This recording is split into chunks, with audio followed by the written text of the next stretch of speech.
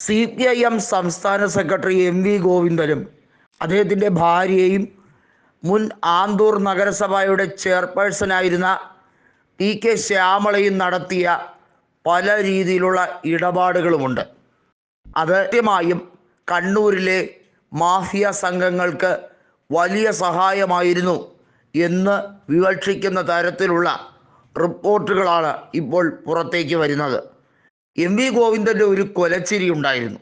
അതായത് EP ദിവ്യയുടെ കേസുമായി ബന്ധപ്പെട്ട വിഷയത്തിൽ നവീൻ ബാബുവിൻ്റെ കുടുംബാംഗങ്ങൾക്ക് ഈ അന്വേഷണ സംഘവുമായി ബന്ധപ്പെട്ട ആ അന്വേഷണ രീതികൾ ഒട്ടും തൃപ്തികരമല്ല എന്ന് പറഞ്ഞപ്പോൾ വലിയ തോതിൽ മാധ്യമങ്ങളുടെ മുമ്പിൽ ഒരു പൊട്ടിച്ചിരി ഉണ്ടായിരുന്നു.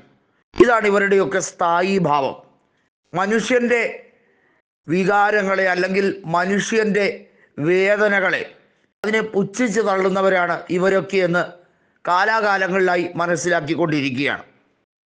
EP ദിവ്യയെ സംരക്ഷിക്കാൻ ഏതറ്റം വരെയും പോകാൻ ഒരു മടിയും കാണിക്കാതെ അവർ ജയിലിൽ ജാമ്യം ലഭ്യമാകുന്ന ദിവസം അവരെ വരവേൽക്കാൻ, അവരെ എല്ലാ രീതിയിലും തങ്ങളൊപ്പം കൂടെയുണ്ട്, ഈ പ്രസ്ഥാനവും പാർട്ടിയും എന്ത് നെറുകേട് കാണിച്ചാലും കൂടെയുണ്ട് എന്ന് ബോധ്യപ്പെടുത്താൻ കൂടിയായിരുന്നു PK ശ്യാമള അവിടെ ചെന്നത്.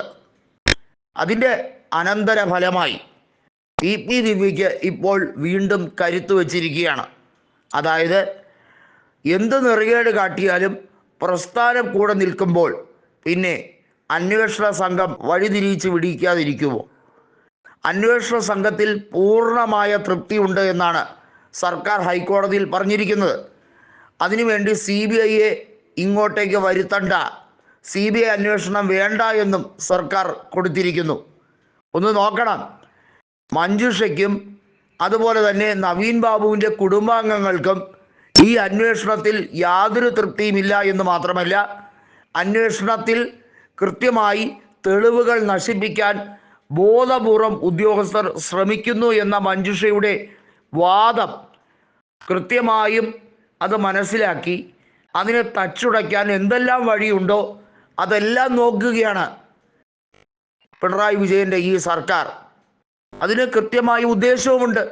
കാരണം കണ്ണൂർ ലോബി കൈവിട്ടു പോയാൽ CPIM ഒന്നുമല്ല, മറ്റ് 13 ജില്ലകളിലും CPIM വെണ്ണീറായാലും കണ്ണൂർ ജില്ലയിലെ പാർട്ടി ഗ്രാമങ്ങളിലെങ്കിലും ഒരു ജില്ലയിലെങ്കിലും CPIM ഒതുങ്ങിക്കൂടണമെങ്കിൽ ഇതേ ഉള്ളൂ ഒരേ ഒരു പോംവഴി എന്ന് നന്നായി അറിയുന്നവരാണ് CPIMകാർ. പാർട്ടി ഗ്രാമങ്ങളിലെ ചില പഞ്ചായത്തുകൾ ഇപ്പോഴും CPIMൻ്റെ കുത്തക അവകാശം പോലെ, ജന്മാവകാശം പോലെ കാത്തു സംരക്ഷിക്കുന്നത് കൊണ്ട് തന്നെ അവർ എന്ത് നെറുകേട് കാണിച്ചാലും ജനങ്ങൾ അവരോടൊപ്പമാണ് എന്ന തെറ്റിദ്ധാരണ പണ്ട് മുതൽക്കേ അവർക്കെല്ലാവർക്കും ഉണ്ട് താനും.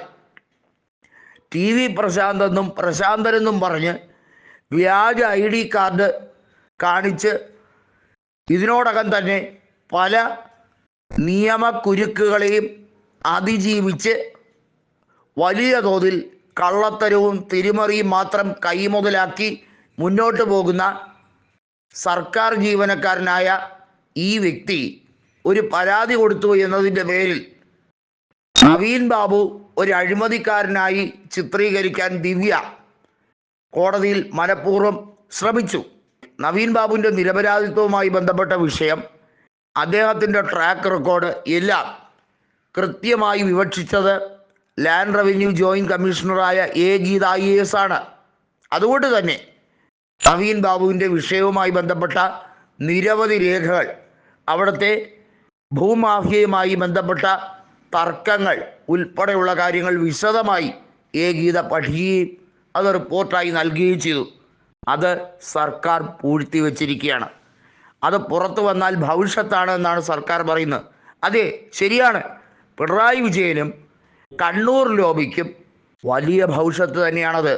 കാരണം ആ റിപ്പോർട്ട് പുറത്തു വന്നാൽ CPIM കണ്ണൂർ ലോബി തകർന്ന് തരിപ്പണമാകും. അതൊരു ബോംബ് തന്നെയാണ്, യാതൊരു തർക്കവുമില്ല.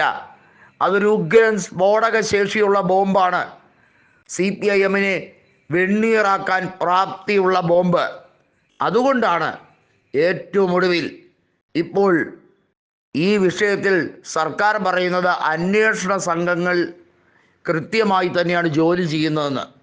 ഏതായാലും തിരക്കിട്ട ചർച്ച കണ്ണൂരിൽ നടക്കുകയാണ്.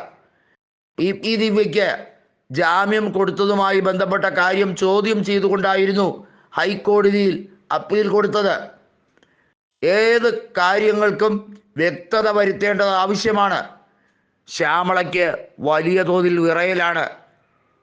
കൃത്യമായും PK ശ്യാമള ആന്തൂരിൽ കാട്ടിക്കൂട്ടിയ എല്ലാ കാര്യങ്ങളെക്കുറിച്ചും വ്യക്തമായ ഒരു അന്വേഷണം നടന്നിരുന്നെങ്കിൽ അവരും പ്രതിചേർക്കപ്പെട്ടനെ എന്ന് തന്നെയാണ് മാധ്യമ നിരീക്ഷകർ പറയുന്നത്.